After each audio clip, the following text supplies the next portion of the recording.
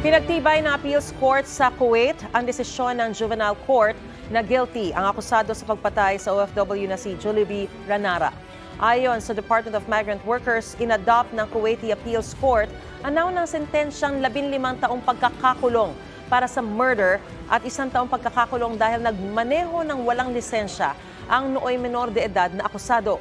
Sabi ni Officer in Charge Hans Kakdak, alam na ng pamilya ni Ranara ang desisyon ng Appeals Court. Patuloy rin daw na magbibigay ng suporta ang DMW sa pamilya ni Ranara. January 2023 nang matagpuan sa disyerto sa Kuwait ang sunog na bangkay ni Ranara na umano'y ginahasa, nabuntis at sinagasaan na akusado na anak ng amo niya. Mga kapuso, para una ka sa mga balita, mag-subscribe sa GMA Integrated News sa YouTube. Sa mga kapuso abroad, subaybayan niyo po kami sa GMA Pinoy TV at sa www.gmanews.tv.